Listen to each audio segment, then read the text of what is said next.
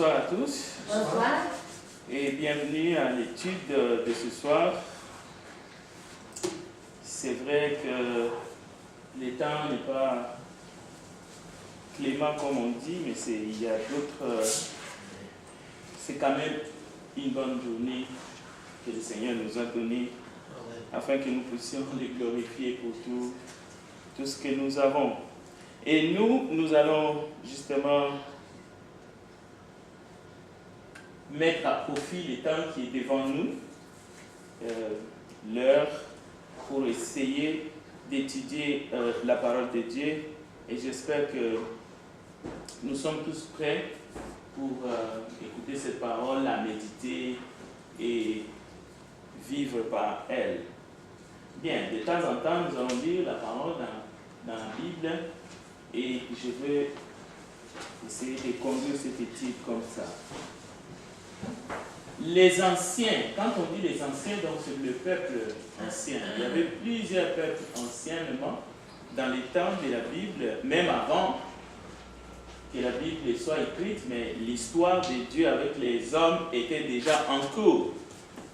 Alors, les hommes se sont servis pas mal de la langue qu'ils connaissaient et de certains mots, on peut dire même de certains titres, de certains voyelles combinées pour justement invoquer, adorer, citer le nom de Dieu très haut.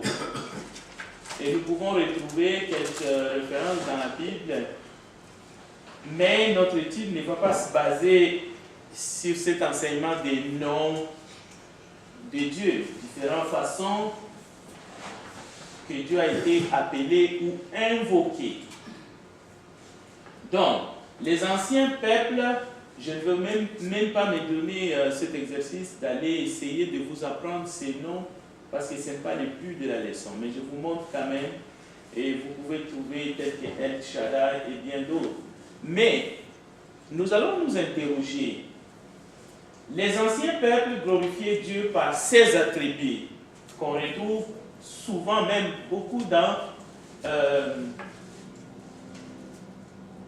l'Ancienne Alliance, dans le Nouveau Testament.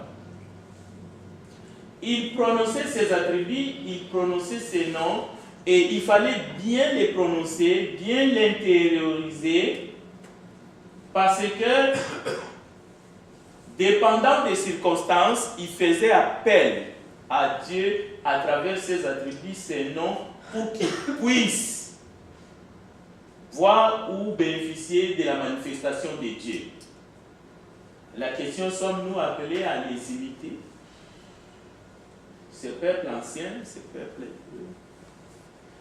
Par exemple, lorsqu'ils invoquaient le Dieu de vengeance, il fallait qu'ils utilisent aussi les noms correspondants. Lorsqu'ils invoquaient le Dieu, soit des bénédictions ou le Dieu des guérisons, il fallait qu'ils utilisent. Par exemple, lorsqu'ils invoquaient El Shaddai, c'était dans des circonstances, soit des combats, de batailles, pour qu'ils puissent leur venir en aide et qu'ils gagnent. Encore une fois, on peut aller plus loin, vous allez voir qu'il y en a plusieurs comme ça. Sommes-nous appelés aujourd'hui à les imiter dans nos invocations? Sommes-nous appelés à répéter les mêmes mots que eux y répétaient dans cette circonstance-là, dans l'Ancienne Alliance? On va s'interroger tranquillement. Allons-nous invoquer Dieu comme eux? L'exemple le plus patent, c'est David. Si vous voulez voir comment David est en train d'invoquer son Dieu dans les psaumes, les 150, vous allez voir que le Tout-Puissant vient, pourquoi? Pour qu'il écrase ses ennemis. Ainsi de suite. Voici encore un autre exemple. Nous trouvons dans l'Ancien Testament, et on peut même combiner, si on lit la Bible en grec, vous allez voir que les termes, il y avait 6499 fois. C'est un tétragramme en français qui veut dire l'Éternel, c'est lui qui est.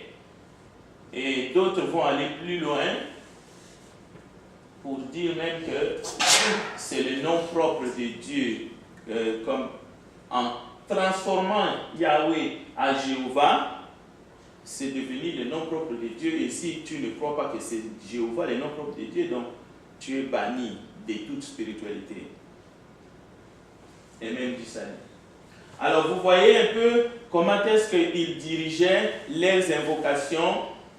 Au fait, dans leur esprit, c'était si j'invoque Yahweh Jireh, je suis en train de prier pour qu'il me donne tout ce que j'ai besoin, la nourriture, toutes ces choses-là. Parce que c'est le Dieu qui pourvoit. Ainsi de suite. Rapha, c'est la guérison. C'est comme si quelqu'un était malade, si vous n'invoquez pas les Yahweh Rapha, la personne ne sera pas guérie. C'était comme ça pour les anciens, dans l'Ancien Testament. Et la question est, sommes-nous appelés aujourd'hui dans la Nouvelle Alliance de les imiter ou de faire comme eux? Comme j'avais dit, je ne vais pas m'étaler là-dessus. Les anciens invoquaient selon les circonstances par ces différents noms, le Dieu qu'ils voulaient. Alors lorsqu'ils invoquaient un Dieu qui pouvait blesser ceux qui sont en face de nous et qui nous résistent, ils avaient un nom propre qu'il fallait utiliser. Ne vous étonnez pas aujourd'hui si vous allez dans certains milieux, vous allez entendre les gens en train de prier Yahweh Rapha, Yahweh Tsidkenu, Adonai, des choses comme ça. C'est basé sur ces enseignements-là. C'est-à-dire qu'ils sont en train d'invoquer le Dieu de guerre, le Dieu de foudre, le Dieu tout-puissant. Donc, ils tombent justement dans cette invocation, hein, les saints d'Israël, Tsebaoth, et vous allez trouver qu'il y a des gens qui vont utiliser même ces noms pour désigner soit leur entreprise ou tout ce que vous voulez, ou leur groupe. Même dans le cas de notre Seigneur Jésus-Christ aussi, on peut aller chercher des qualificatifs, même dans le Nouveau Testament. Lorsque vous attendez Pantocrator, c'est la plénitude de Dieu qui est en Christ. Mais est-ce qu'il faut utiliser ces choses-là dans nos invocations, dans nos prières, lorsque nous sommes en train de faire une prière, diriger une prière dans l'assemblée? Est-ce que c'est conforme à la doctrine de Christ? Ou bien nous tombons dans le spectaculaire, on veut essayer de bluffer les gens?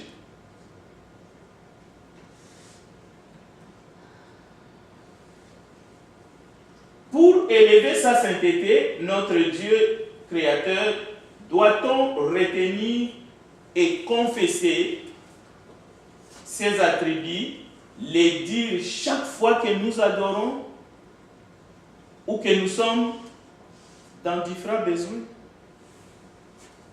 Nous savons que confesser Dieu, confesser le nom de Dieu, ce n'est pas un péché. Est-ce que doit-on imiter l'ancienne façon que les anciens interpellaient Dieu?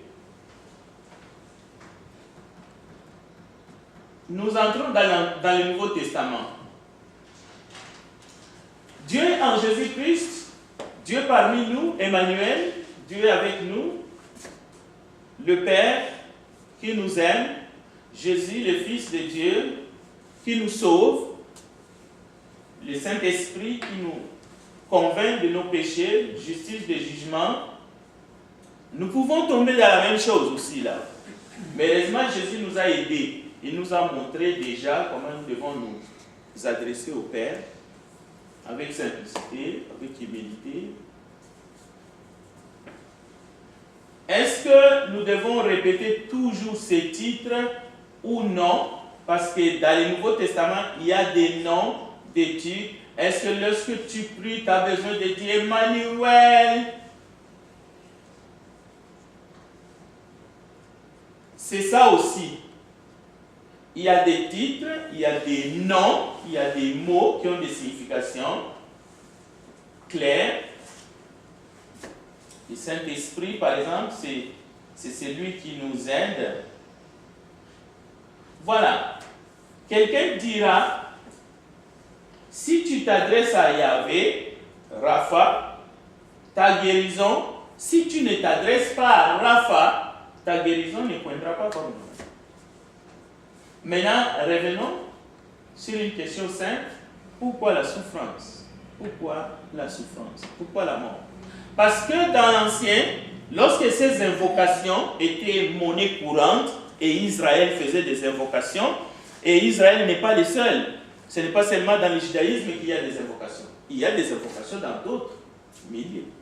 Où la prière, comme nous sommes venus ce matin, quelqu'un va monter, il va faire la prière d'invocation.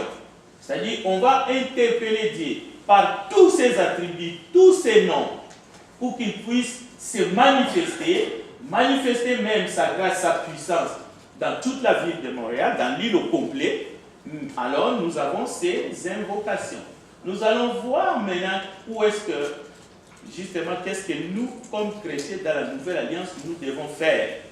Mais pas dans le domaine de dire, pour que j'interpelle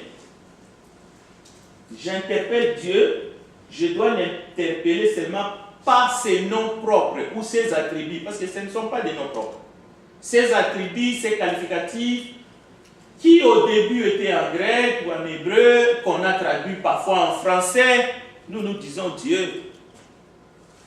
Et parfois, on peut vous dire, vous êtes fautif. Dieu, c'est quoi? Éternel, c'est quoi? Il faut connaître les noms de Dieu. Vous voyez? Nous ne tombons pas là. Mais nous allons étudier aujourd'hui comment est-ce que nous pouvons nous exprimer en tout et pour tout dans notre vie. Lisons Hébreux chapitre 3, verset 1. Notre premier texte. Hébreux 3. Donc, nous allons parler de la profession, professer.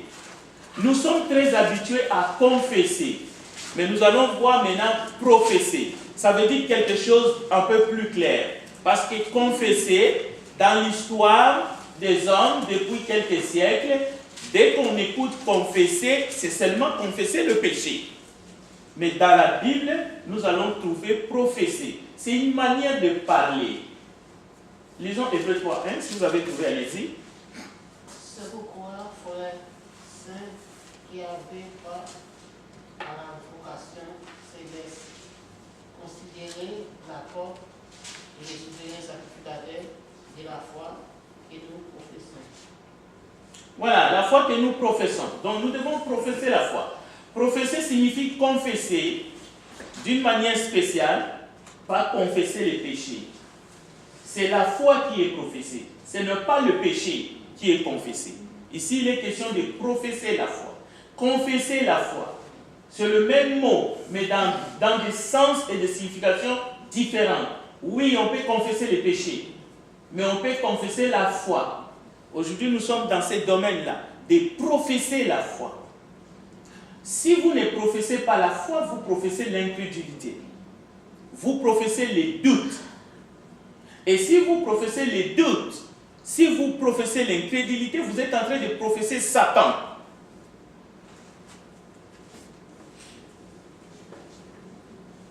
Dire, affirmer, voilà ce que ça veut dire prophétie. Proclamer, mais pas du tout réciter. L'invocation telle que je viens de vous décrire, et on a pris au moins 10 minutes, l'incantation, El Shaddai, ça c'est du récitation. Ce n'est pas prophétie dans la plupart des temps. Et réciter les psaumes de David, ce n'est pas professer la foi.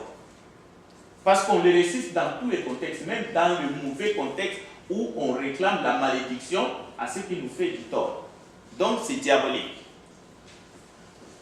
Bien que les psaumes de David sont dans la Bible. Il y a d'ailleurs un groupement qui s'appelle l'Église de Jésus-Christ et de l'Esprit de vérité. Vous voyez que le nom ressemble à l'Église du Christ. Leur prière, c'est le psaume de David. Mais ils le prennent bêtement. C'est-à-dire, tes prières, c'est les psaumes 123, 131, 115, tu vas en voyage. Mais avec tous les passages pris tout cru. Ça, c'est l'église du Christ, c'est l'église de Jésus-Christ et de l'Esprit de vérité, dont on connaît. Mais c'est une secte dangereuse.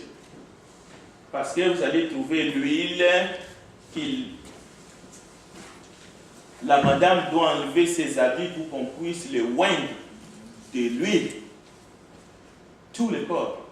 Donc c'est diabolique. Quand je vous dis c'est satanique, c'est vraiment satanique.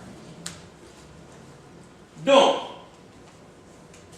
il ne faut pas réciter les psaumes, soit disant que vous êtes en train de confesser la foi ou de professer la foi pour les combats. Non. C'est contraire à tous les bons sens. C'est contraire à la sainte doctrine. David demandait la mort de ses ennemis. Dans la doctrine de Jésus-Christ, il nous est interdit de demander la mort de ses ennemis. Au contraire, nous devons les bénir. Je ne suis pas en train de dire que les psaumes sont démoniaques, mais l'utilisation des psaumes de David est satanique dans un contexte ancien. C'est malsain. Donc, professer en grec signifie dire la même chose que quelqu'un d'autre. Et dans ces cas qui nous concernent aujourd'hui, professer notre foi, c'est croire et dire ce que Dieu dit à propos de nos péchés ou de nos maladies ou de tout ce qui est compris dans notre rédemption ou dans notre vie au quotidien. Dire ce que Dieu pense de nous. Et comment nous pouvons dire ce que Dieu pense de nous? Sans les réciter comme un perroquet, il faut aller regarder ce que la parole de Dieu dit. Donc, encore une fois, ce n'est pas compliqué. Professer signifie affirmer. Mais pas affirmer n'importe quoi. Affirmer les vérités bibliques que nous avons acceptées en Christ, pas en Moïse, pas en quelqu'un d'autre, en Bouddha, pas en Joseph, en Égypte, lors des temps de l'esclavage. Professer les vérités bibliques en Christ Jésus. Cela veut dire quoi? Confesser en croyant simplement dans nos cœurs, les dire avec nos lèvres. Parce qu'il faut les dire. Il ne faut pas seulement lire la parole et puis fermer la bouche. Non, il faut les confesser, ces vérités, avec foi, parce que ce sont des déclarations de Dieu, afin que cela s'accomplisse dans nos vies. Donc nous avons appris maintenant, sauf, vous êtes chrétien ou chrétienne, mais vous avez un problème de santé, peut-être même par naissance, vous êtes sourd, muet. Autrement, le christianisme où tu ne professes pas les vérités de Dieu par vos lèvres, tel que Dieu l'a dit en Christ dans la parole, c'est dangereux. Il faut vous remettre en question. Parce que la confession fait même partie du plan de salut. Qu'est-ce que tu dis de toi-même? Est-ce que tu es en train de dire ce que Dieu a dit dans sa parole pour toi? Est-ce que tu es tombé de l'autre côté comme les anciens faisaient des incantations, des invocations, El Shaddai, Adonai, des choses comme ça? Ou est-ce que tu es en train de dire des choses que Dieu n'a pas dit dans sa parole pour toi? Ou est-ce que pour toi, lorsque tu ouvres la bouche, c'est pour parler justement seulement des choses qui se passent dans le monde tel qu'il est,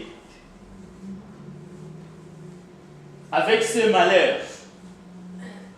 Donc, 1 Pierre chapitre 2, verset 24, par exemple, c'est un exemple. La parole déclare, c'est par les meurtrissures de Jésus-Christ, par ces meurtrissures, vous avez été guéris. Ça, c'est un exemple concret, pratique. Cela veut dire que non seulement nous devons croire et dire la même chose que Dieu, parce que nous retrouvons cette parole et dans l'Ancien Testament et dans le Nouveau Testament, parce que Christ n'était pas avec Isaïe et Jacob, bien que lui, il les dévance tous dans l'éternité.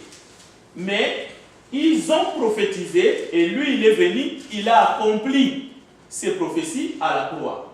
Donc, nous pouvons répéter ces paroles parce que ça fait partie de nous. Donc, le Seigneur veille sur ce que nous disons. Si c'est en harmonie avec sa parole, il va accomplir cela dans notre vie. C'est ça la foi, en fait. C'est ça la définition de la foi. Si ce n'est pas en harmonie avec ce que lui il a dit, Cela veut dire qu'il trouve en nous des doutes, il trouve en nous du mépris, tout ce que vous voulez. Mais malgré notre profession ou notre confession, dans l'exemple que j'ai pris et dans bien d'autres, n'oubliez jamais, il est fait toujours selon sa volonté. Pourquoi je l'ai dit tout à l'heure? Parce que vous allez trouver quelqu'un qui va penser, parce qu'il répète Adonai, Adonai, Adonai, Adonai, Adonai, qui veut dire Dieu qui guérit, donc il sera guéri. Là, on n'est pas dans la profession de la foi. On est dans autre chose. Au fait, on commence à rentrer dans le mysticisme. Pourquoi? Où est la volonté de Dieu? Parce qu'il faut que notre demande et notre prière retrouvent la volonté de Dieu qui est souveraine pour que Dieu agisse en notre faveur. Mais Dieu a besoin de trouver votre foi à ce qu'il a dit, à sa parole, pour qu'il puisse agir dans tous les domaines de l'existence humaine. Nous avons déjà lu chapitre Hébreux 3.1 et c'est clair, Dieu commande de considérer Jésus-Christ comme l'apôtre souverain sacrificateur de la foi que nous professons. Je crois que vous avez bien entendu lorsque notre sœur a lu, et le texte est encore là devant vous.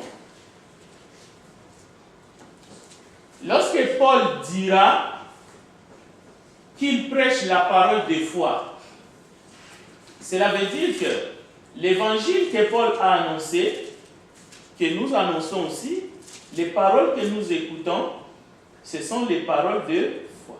Et la foi, c'est une ferme assurance des choses qu'on espère, la démonstration de celles qu'on ne voit pas. C'est-à-dire, nous sommes vraiment dans la vraie définition de la foi. Donc, il n'est pas question de voir pour croire. Au contraire, nous espérons ce que nous n'avons pas. Et d'ailleurs, Pierre va aller plus loin. 1 Pierre chapitre 1, verset 7 à 9. Vous l'aimez sans l'avoir vu.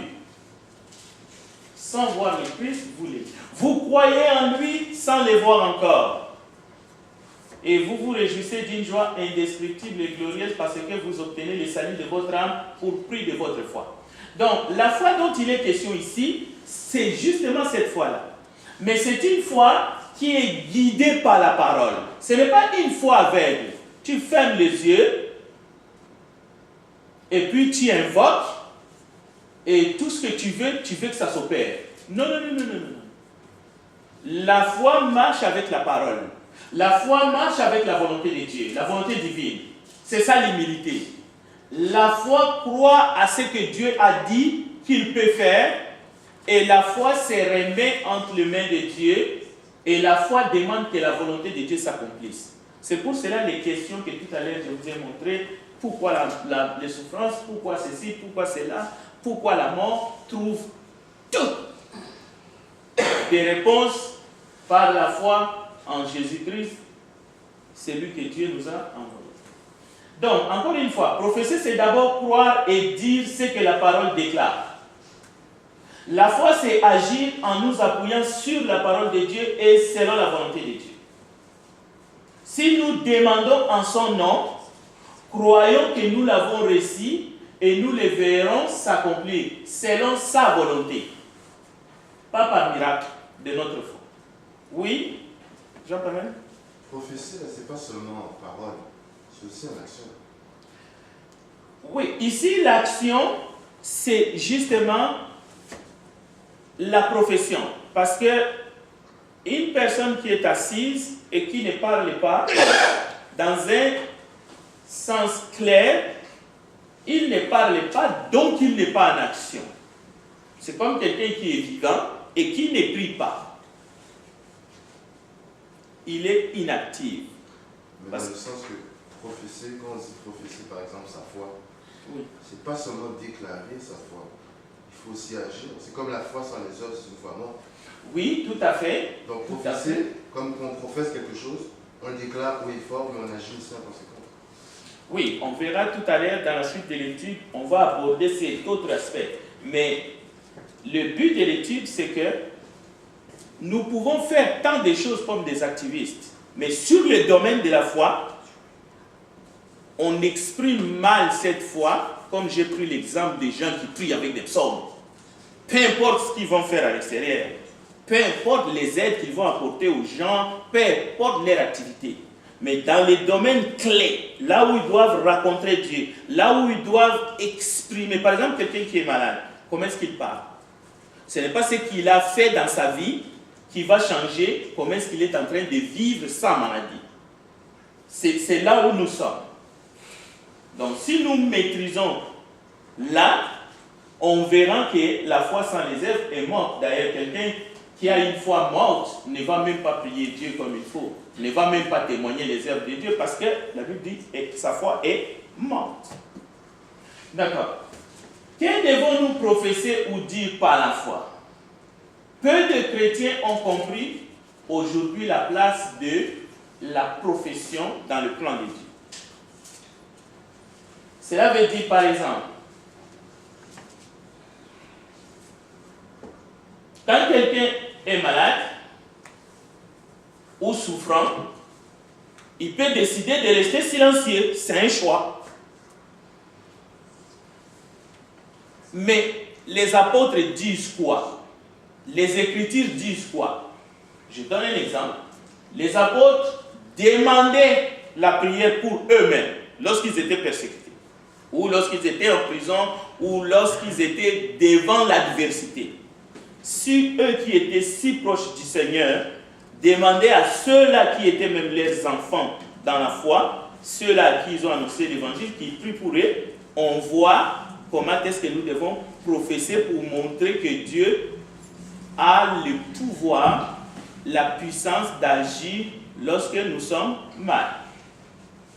Deuxième exemple. Jésus lui-même dit aux disciples dans le jardin d'Éden, parce qu'il est en face, justement, il est dans un moment où lui-même il dit, l'heure est arrivée. Qu'est-ce qu'il dit aux disciples qui étaient autour? Il dit, ne dormez pas, priez, veillez et priez. Jacques dit quoi? Jacques dit que le malade fait quoi? Exprime sa foi silencieusement pour montrer qu'il est costaud? Non. Jacques dit, on va regarder les textes, c'est Jacques 4, faites appel. C'est-à-dire, celui qui est malade doit faire appel aux autres pour qu'ils puissent prier pour lui. Donc, confession, dans la tradition, c'est seulement confesser le péché. Et même là encore, on a cessé cette pratique-là. Qui c'est qui veut confesser ses péchés à une autre personne? Même si c'est écrit noir sur blanc, confesser les péchés les uns les autres. On a trouvé les raisons pour ne plus les faire. Et les raisons, on les sait. Oh non, on va les dire ailleurs. C'est ça. C'est-à-dire, on a trouvé des défauts en Dieu. La même chose. Confesser ici, c'est confesser la foi. Confesser ce que Dieu a dit qu'il va faire par sa parole. Et lorsque nous croyons Dieu, nous ne le prenons pas pour menteur, nous faisons ce qu'il a dit. Nous sommes en train de confesser notre foi.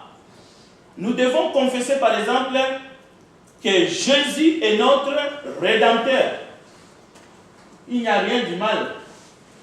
Cela ne nous empêche pas d'agir, d'être des chrétiens qui pratiquent la parole de Dieu. La pratique de la parole de Dieu ne nous rend pas doués. Devant le monde, devant les chrétiens, devant quiconque nous demande ou nous pose une question. Donc nous devons croire dans notre cœur et confesser de nos lèvres toute la parole de foi que Paul prêchait. Toute. Maintenant, qu'est-ce que Paul prêchait? Regardez un exemple. On va aller les lire dans Actes 20. Qu'est-ce que Paul prêchait? Parce qu'il faut confesser tout ce que Dieu a fait.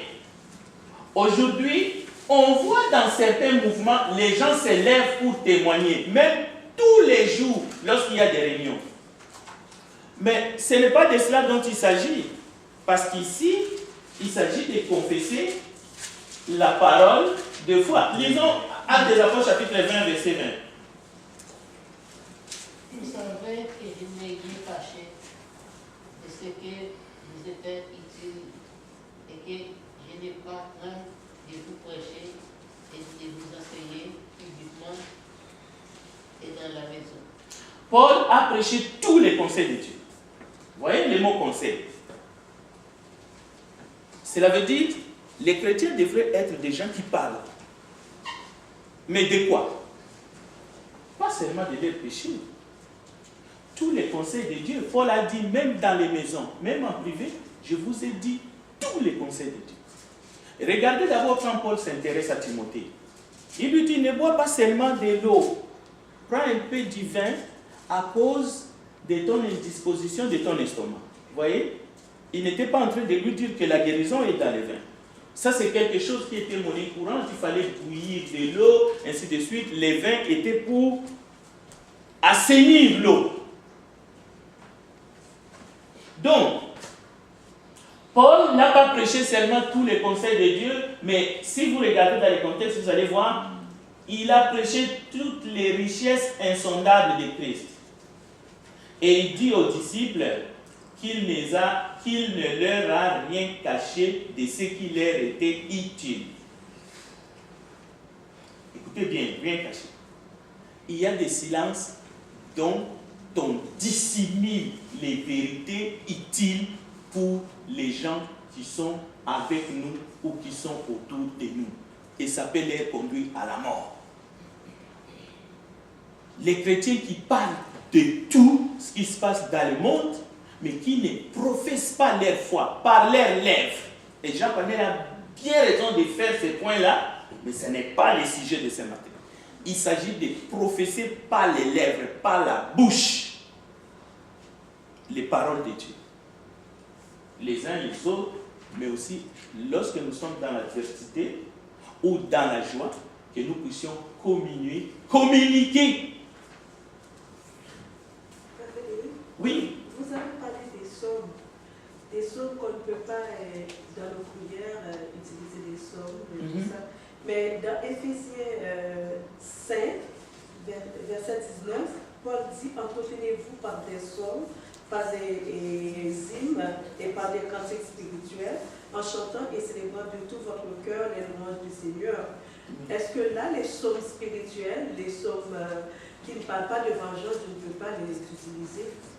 Parce que là, même ceux qui ont été inspirés, je dis inspirés, attention, pas comme ceux qui ont été inspirés pour écrire la Bible, même ceux qui ont été inspirés pour écrire le livre des cantiques, si vous regardez bien, pour ceux-là vraiment qui l'ont bien fait, ils l'ont fait avec discernement. Mais dans les versets que vous citez, il est question de chanter. Ce sont des hymnes que David chantait. Il suffit de prendre le psaume 150, il s'agit de célébrer Dieu, de louer. Mais le contexte dont nous parlons ici, quand j'ai pris l'exemple des psaumes, c'est des prières. Quelqu'un qui prend un psaume, il prie. C'est comme ici on dit, après Enrico va diriger la prière. Au lieu qu'Enrico dirige la prière, il prend les livres de psaumes, il l'ouvre, il prie. Non, ça c'est pas ça. Les textes que vous prenez, vous l'avez pris dans un bon contexte, là c'est pour chanter, louer Dieu, psalmodier. Par exemple, si j'ai fini de prier, je peux prendre un psaume pour terminer. Oui, tu peux prendre un psaume pour louer Dieu. D'ailleurs, il y a des psaumes qui louent bien Dieu. D'ailleurs, on les choisit toutes, d'ailleurs. Mais dans chaque psaume, il faut faire attention. Parce que les psaumes, ce sont des paroles.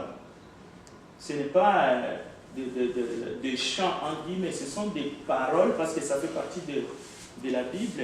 Il faut discerner que ici, cette parole-là dit ça, ça, ça. Mais or, Jésus nous a dit, les anciens vous ont dit, mais moi, je vous dis, ne faites pas ça. Mais il y a des gens, quand il est malade ou quand il est dans les controverses, il y a des gens qui lui font du mal, il prend une psaume. Il passe toute la nuit en train de... C'est comme s'il se bat. Donc, je vous ai donné l'exemple de l'église du Christ. Je connais cette assemblée, je l'ai visitée, je sais ce qui se passe là-bas. Oui. Oui, vas-y, je t'écoute. Ça, c'est toujours dit. Comme David dit, avant de prier, il dit un son et puis il chante, il espère. Tu ne peux pas prendre un chant de David pour faire cela ta prière. à moins que tu choisis là où David a utilisé un mot qui correspond avec l'enseignement que Jésus nous donne dans la Nouvelle Alliance, avec tout l'enseignement de Jésus sur comment nous devons prier. Parce que lorsque Jésus enseigne dans la Nouvelle Alliance comment nous devons prier, David n'est pas là. David est déjà passé avec ses psaumes de guerre. C'est comme je suis en train de te dire, ne fais pas comme David qui a tué Goliath. Dieu ne te le demande pas. Est-ce que tu comprends? Dieu ne te demande pas, Dieu ne dit pas que tu es David, tu vas tuer un Goliath quelque part. Tu dois prier, mais pas en utilisant les paroles des psaumes qui sont des paroles parfois guerrières. Pas toutes. Il y a des psaumes qui louent Dieu qui a créé les ciels et la terre. C'est bon, tout le temps. Mais lorsque, occupe-toi de mes ennemis, ils vont venir par un chemin, qu'ils fuient par cet chemin. Si tu commences à réciter ça, tu es en train de pécher en pensant que tu pries. Ou ta prière est adressée à un faux Dieu guerrier, ce sont des démons qui vont te répondre, mais pas le vrai Dieu du ciel.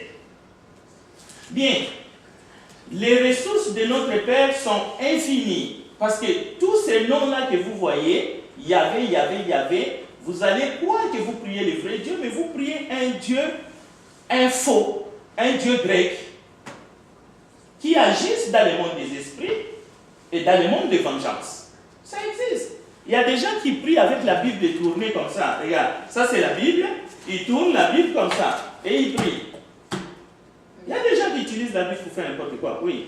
Moi je pense que quand tu parles avec Dieu, donc tu es dans un lieu privé, tu parles avec ton Père Céleste. Donc tu parles de toi, je pense. Oui, mais les psaumes, il faut pas enlever les psaumes dans leur contexte. Moi, je peux prendre les psaumes, je prêche. Je vais vous dire, David était comme ça. À ce moment-là, voici ce qui s'est passé dans sa tête. Voici ce qu'il a fait. Donc, pour actualiser et l'appliquer aujourd'hui, voici ce que nous pouvons apprendre. Mais voici ce que nous ne pouvons pas apprendre.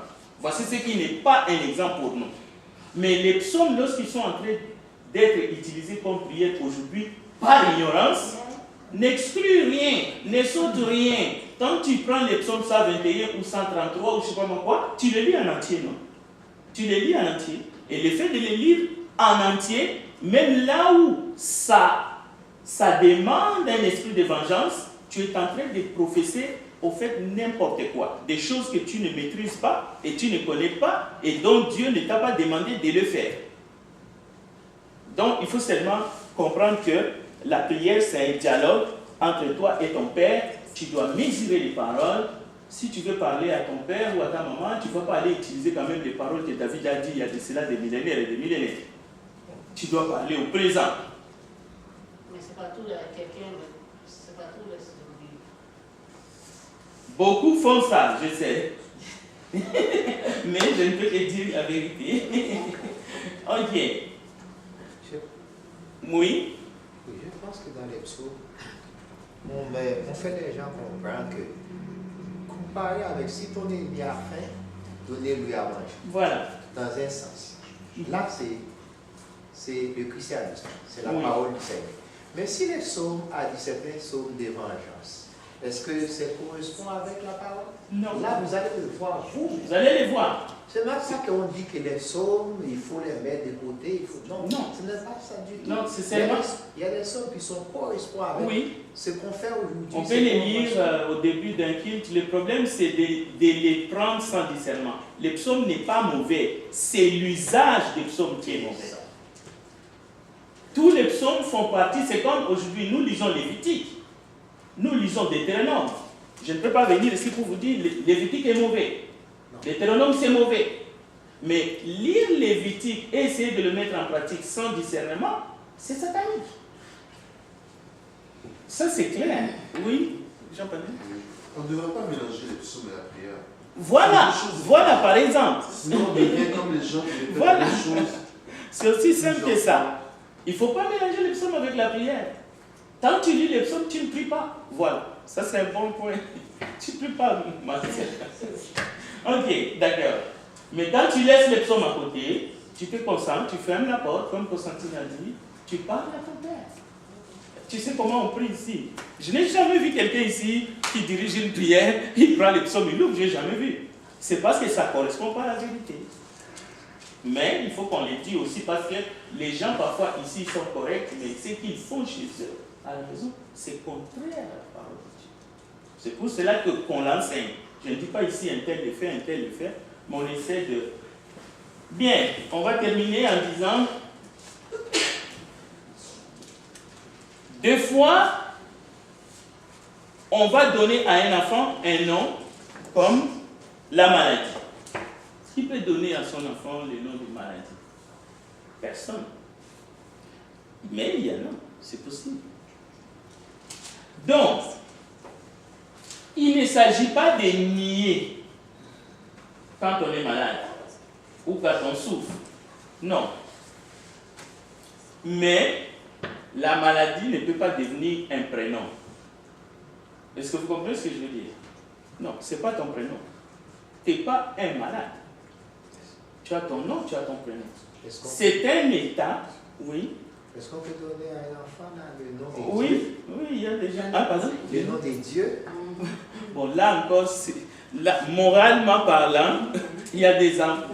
Il y a des gens qui ont donné des noms, comme je viens de dire, des attributs de Dieu ou Dieu donné.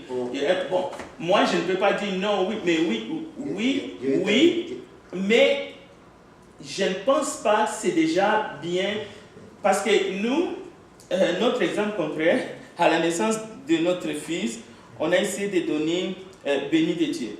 Mais le service de l'État civil a dit non. Oui, vous voulez porter quelqu'un... Oui, vas-y. Oui. Ça dépend qu'est-ce que ça dépend. Ce nom-là signifie dans telle autre langue. Voilà, c'est ça. Mon nom avec Dieu, oui. C'est Zeus. Voilà, mais ça c'est... Oui, c'est ça, c'est pas... Ça dépend. Oui, ça dépend. Oui, ça c'est un gars. De toutes les façons, moi je n'en discute pas, je suis d'accord. Seulement, lorsque on essaie de... L'enfant, l'appeler El Shaddai, c'est pas un péché, ou même si on connaît la signification de El Shaddai, ou Adonai, je sais pas moi, il y a déjà des gens qui portent ces noms. Mais, moi j'ai pris les côtés négatifs. Appelez votre enfant la maladie. Vous voyez que ça, c'est la même chose. Nous ne pouvons pas confesser quelque chose qui ne donne pas gloire à Dieu.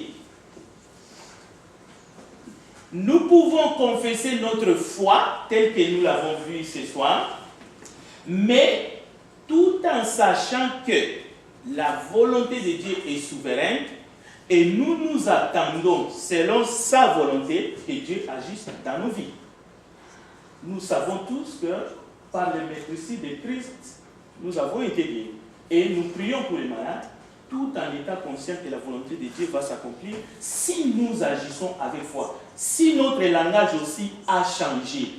Parce que si nous parlons de manière pessimiste, négative, de manière contraire à la parole de Dieu, ça peut nous porter préjudice. Voilà un peu ce que je voulais dire, que beaucoup des enfants de Dieu ne professent pas leur foi. Professer la foi, c'est quelque chose de simple. Si je suis malade, je demande qu'on prie pour moi. Pourquoi? Parce que c'est écrit dans la parole. C'est aussi simple que ça. Si je suis dans la prison et que je suis persécuté, je demande à mes frères et sœurs de prier. Je demande, j'ouvre ma bouche, je professe ma foi. Pourquoi? Je veux que la grâce de Dieu, sa parole s'exécute et que je puisse mieux supporter peut-être l'emprisonnement ou la maladie ou ce qui m'arrive. C'est cette simplicité-là que beaucoup de chrétiens ont perdu. Pourquoi? Il y a aussi la solitude. Beaucoup sont tombés dans la solitude. Mais regardez maintenant les gens du monde. Les gens du monde, souvent, ils parlent de tout ce qui se passe dans le monde. La preuve, allez regarder les nouvelles ce soir. Ils partagent les nouvelles. Prenez le journal de Montréal. Ils ne veulent pas les garder pour eux. La même chose, nous aussi, nous devons professer notre foi par rapport à ce que Dieu a dit et nous savons que la parole de Dieu va s'accomplir dans nos vies selon sa volonté. Voilà un peu ce que je voulais dire. Je ne sais pas s'il y a d'autres questions et commentaires.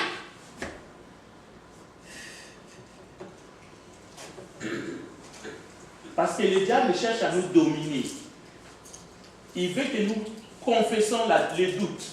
Nous confessons l'abattement. Mais il ne veut pas que nous parlons de notre Rédempteur. Nous parlons des promesses de Dieu que nous avons en Christ. Il ne veut pas. C'est pour cela qu'il est dit, soumettez-vous donc à Dieu et résistez au diable et il fuira loin de vous. Donc, si l'on obéit à l'évangile de Jésus, conformément à la nouvelle alliance, nous allons professer notre foi. Mais l'absence de profession de notre foi montre l'incrédulité. Comme si nous ne pratiquons pas notre foi, montre que notre foi n'est pas là, elle est morte. Bien, on va s'arrêter ici. Je vais vous envoyer le texte. On est arrivé à la fin. Je pense que ce que Dieu veut, c'est notre édification. Nos paroles sont importantes. Les paroles de foi, c'est très important. C'est pour cela, des fois, quand nous avons mal, quelque chose nous fait mal dans notre cœur, il y a les larmes qui coulent. C'est la même chose. Nous avons besoin de professer les paroles de foi. Dieu a besoin de cela. Et c'est à partir de cela que nous lui donnons du carburant pour agir dans notre vie. Nous devons professer Dieu et nous devons le confesser. Donc, Dieu ne peut pas être plus grand en vous si vous ne le confessez pas dans toute sa grandeur, dans toute sa puissance. C'est pour cela que nous avons un cantique que nous chantons ici qui dit « Comptez les bienfaits de Dieu. Dis-les, redis-les, et Dieu va agir dans ta vie. » Amen. Que Dieu bénisse sa parole. On va terminer. Je laisse la place à notre frère Enrico.